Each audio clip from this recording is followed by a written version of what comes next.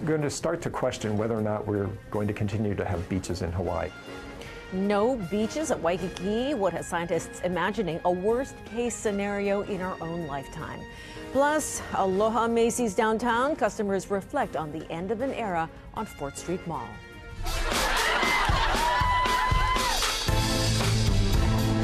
She's got all the right moves. What has the First Lady dancing tonight? Right ahead. More local KITV4 News at 10 starts now. Good evening. Melting ice is causing a rise in sea levels, and Hawaii just might be hit the hardest. That's according to a new study out this month from a university in Italy.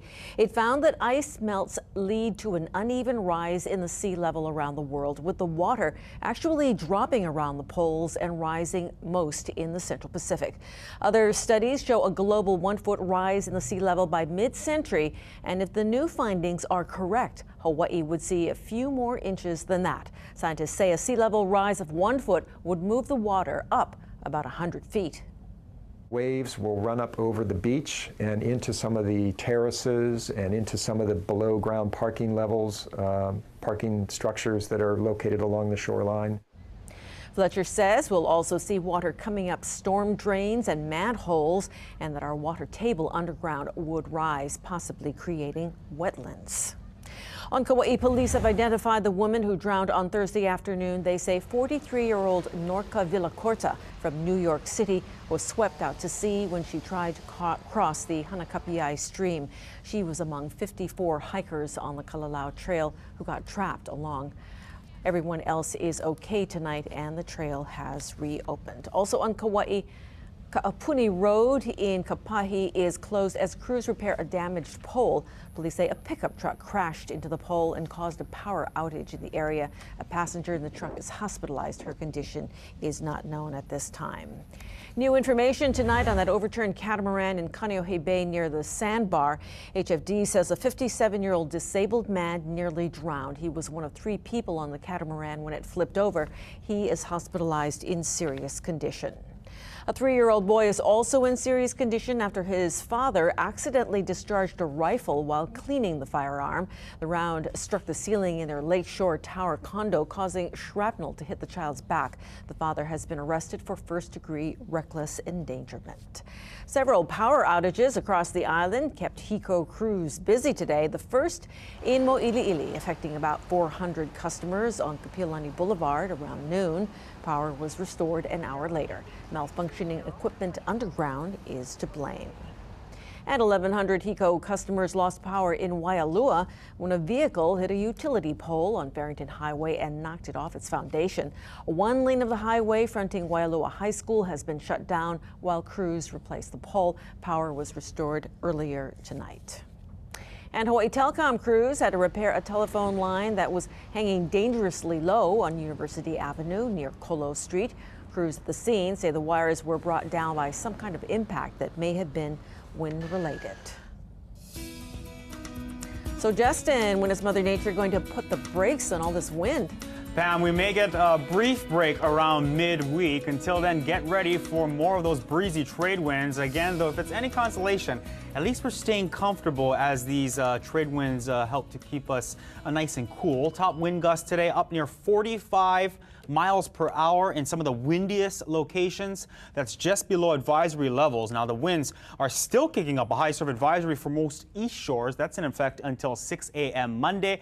Could see sets up to 10 feet in face. Heed all advice given by ocean safety officials. Flash flood watch for Maui and the Big Island canceled this afternoon, but there's still a chance for downpours, even more snow. Complete forecast in just a bit. Pam? Thank you, Justin.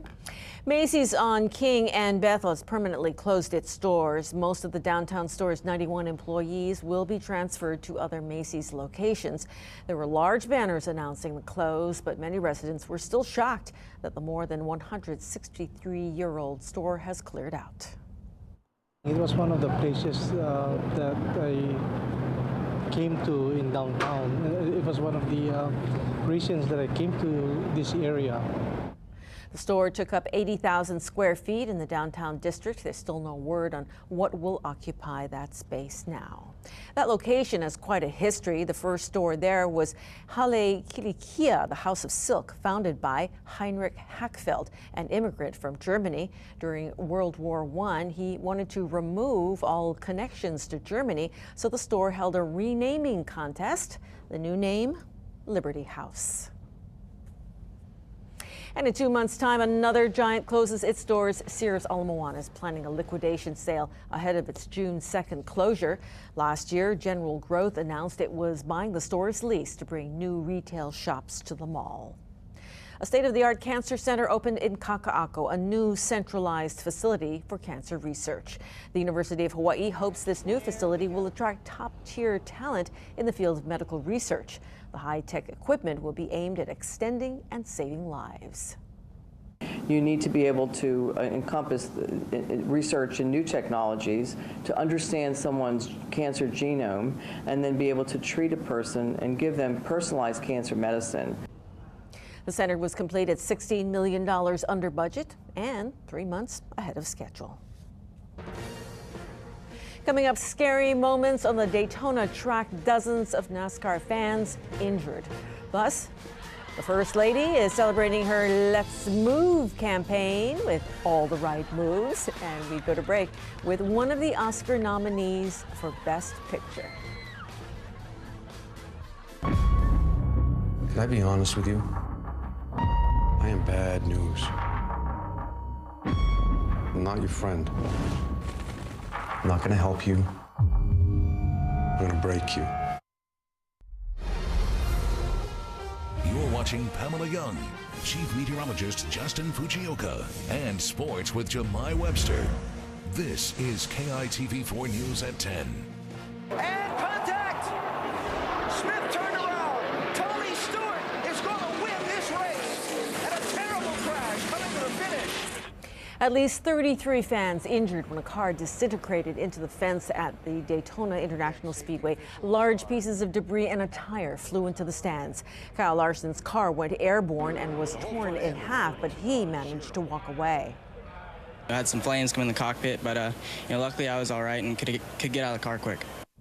The crash happened on the last lap of the second-tier nationwide series race on the eve of tomorrow's Daytona 500. That race will go on as scheduled. First Lady Michelle Obama is marking the 3rd anniversary of her anti-obesity initiative with some moves of her own on late-night TV. ABC's David Curley reports on Mrs. Obama breaking the mold of past First Ladies. The First Lady has gone viral. Mrs. Obama joined a dressed in drag Jimmy Fallon for what he called the evolution of mom dancing. Yes, go shopping, get groceries, raising the roof, even a bit of hip bumping. Comedy, but the First Lady has a reason to bust a move. Times have changed from the reserve shown by Jackie Kennedy, Lady Bird Johnson.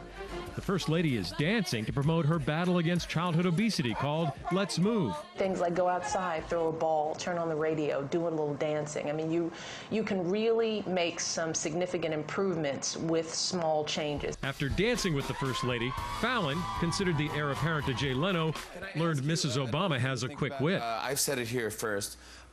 Dream Team, Michelle and Hillary, 16. What do you think? You know, I have my eye actually on another job.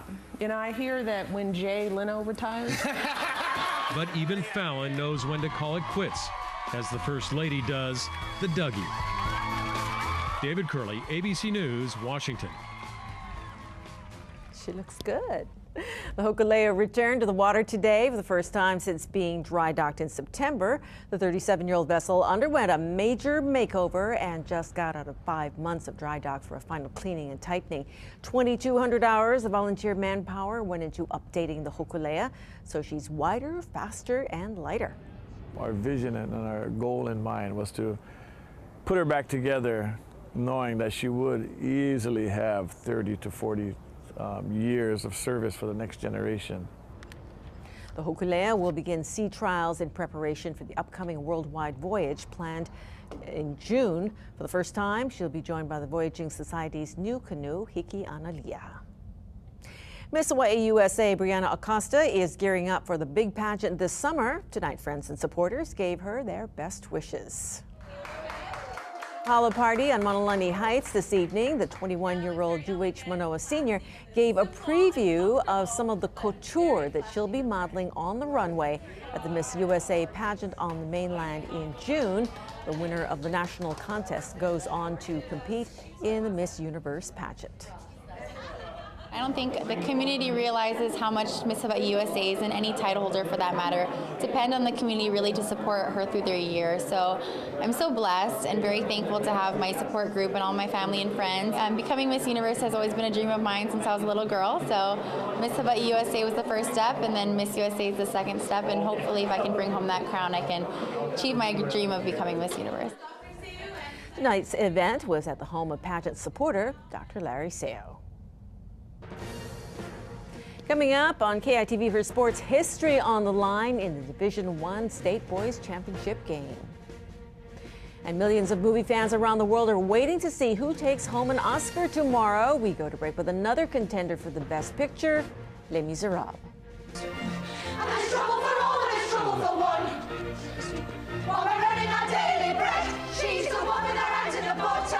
You must send the slugs away, or we're all gonna end in the gutter, and it's us who have to pay.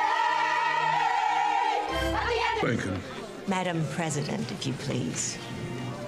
Oh, don't convene another subcommittee to investigate me, sir. I'm teasing. Smile, Senator Wade. I believe I am smiling, Mrs. Lincoln. And Smile Sally, you're nominated for Best Supporting Actress, and Lincoln as Best Picture. We will know all the winners tomorrow on KITV4 and MeTV. ABC's Cecilia Vega has a preview. The red carpet is out, the statues delivered, the champagne chilled. There's nothing left to do but final touches for the 85th annual Oscars. And the Oscar goes to, well, that and hand out all those statues. Hi, I'm Seth MacFarlane. Join me at the Oscars. Host Seth MacFarlane is putting the final touches on his jokes. We'll take a whole bunch of people who have everything and give them a trophy. In a recent rehearsal at the Dolby Theater, he reportedly had the whole control room production crew and the show's director laughing hysterically. What exactly did he say? So far, it's top secret. Probably the toughest audience out there. I expect to have them hating me within the first 30 seconds. The show's producers promise it will be a night to remember, with performances from mega A-listers like Adele and Barbra Streisand.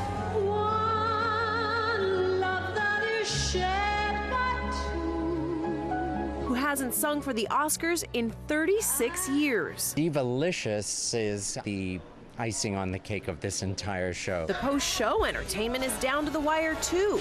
At the Governor's Ball, there are just a few details to tend to.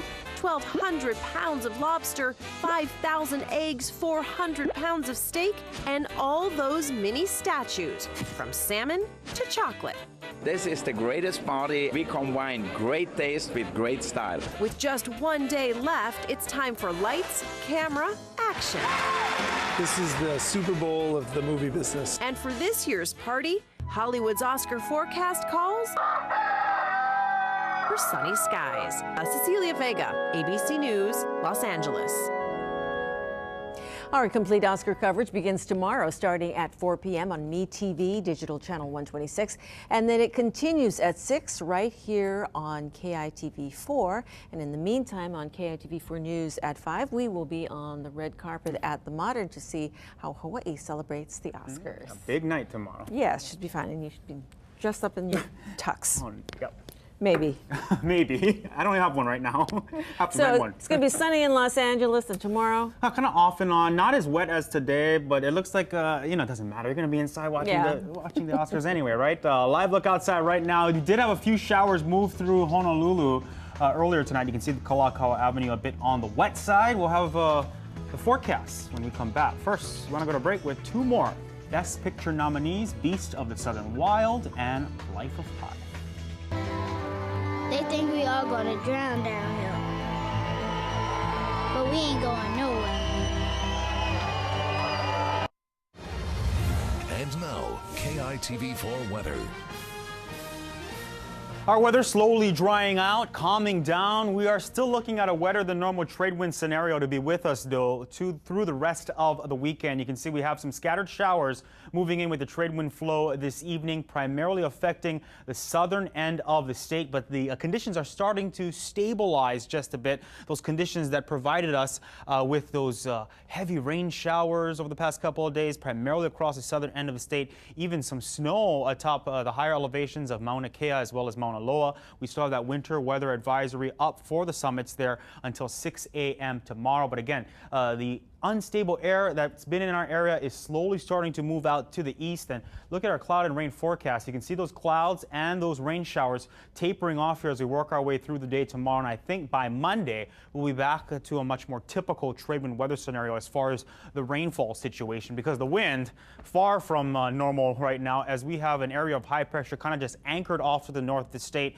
pumping those strong trade winds our way. It looks like that's going to be the case here at least through early next week. Winds right now, look at them, coming up to 22 miles per hour in Lihue. Temperature there 71, 65 Wahiawa, 68 in Hilo.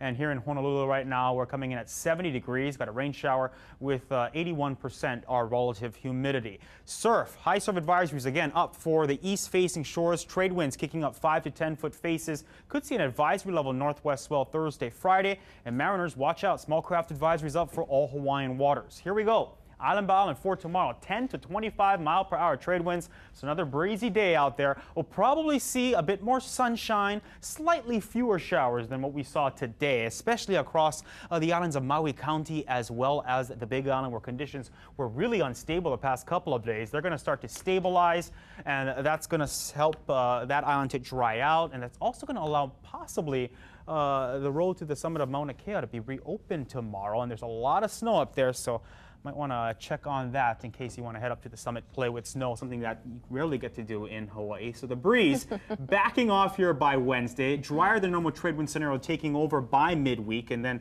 that breeze right back with us here for Friday into Saturday. Just that time of year we see a lot of breeze and a little bit of snow atop the mountains. Yeah. Looking good. Thanks, Justin. We kind of had a boo-boo, didn't have the Life of Pi, but here are 2 more Best Picture nominees for tomorrow night's Oscars, Argo and Amor. And robots? Yes, sir. You're telling me that there is a movie company in Hollywood right now that is funded by the CIA? Yes, sir. What's wrong? Mais tu fais quoi? Tu avais laissé l'eau couler. Dis donc, qu'est-ce qui t'arrive? Tu es complètement folle? C'est une blague? Both really wonderful movies. Busy night in sports. Time to go to Jemai and see what's kept him busy all night. 2 thrilling state boys championship games. Boys Rainbow Warriors busting brackets. Rainbow baseball falling again. Plus Manti Te'o. But first, in the spirit of high school hoops, here's Nick Chisholm with our play of the night.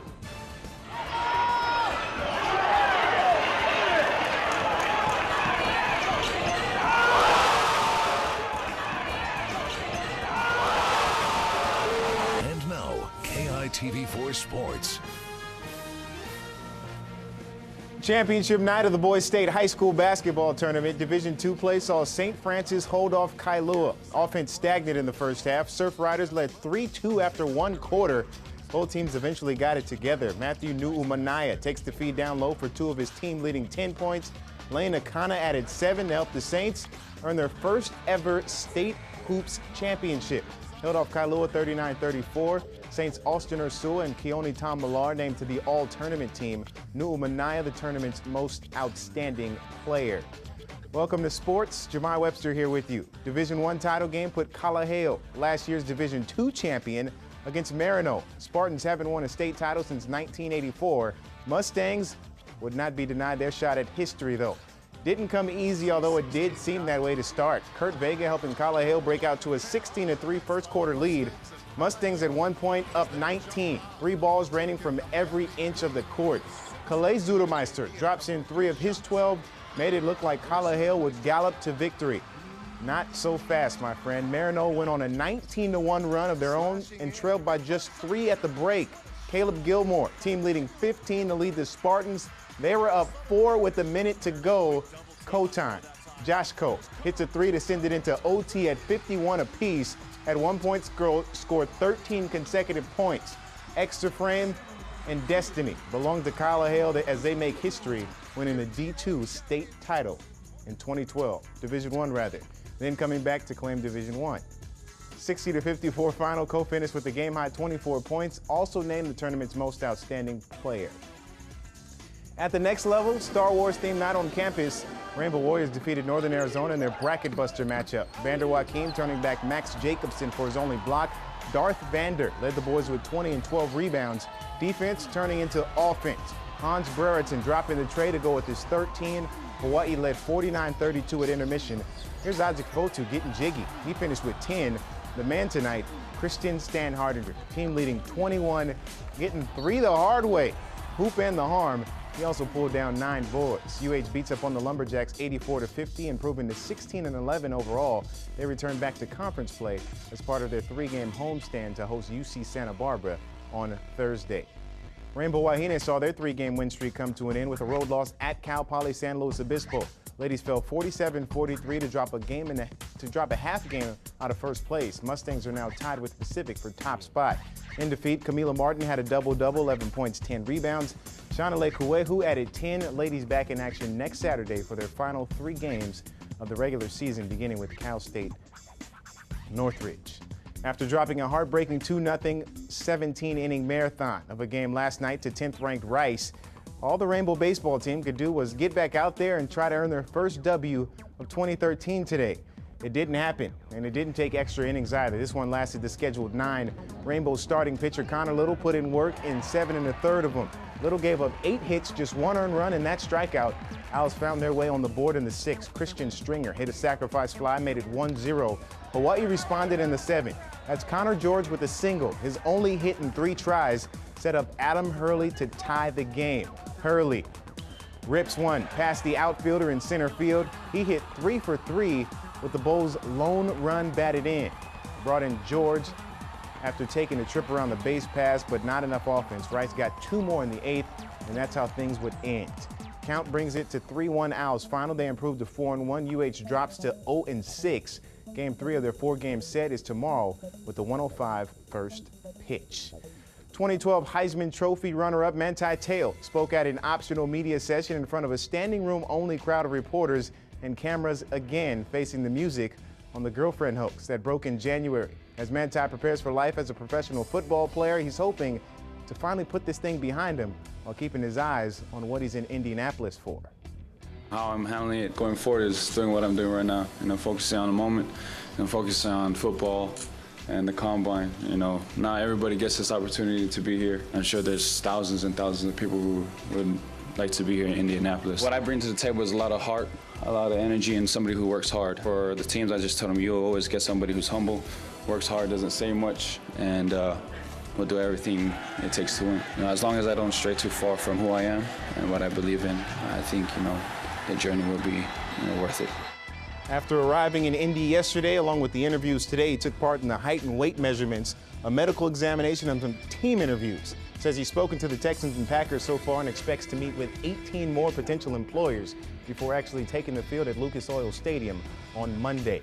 Remember, get all your news and follow Manti as well as the 3 former Warriors taking part in the process leading up to the NFL Draft at KITV.com. Thanks a lot, Jemai. We just have this breaking news alert from HPD. There's a car crash on the H1 westbound near the Vineyard off-ramp that's causing a huge traffic jam that you're looking at right now. If you are in the area, please use the surface streets and avoid the area. We're going to leave you tonight with the sights and sounds of the 3rd annual Hawaii Chocolate Festival at Dole Cannery Shops. Please drive safely. Good night. See you.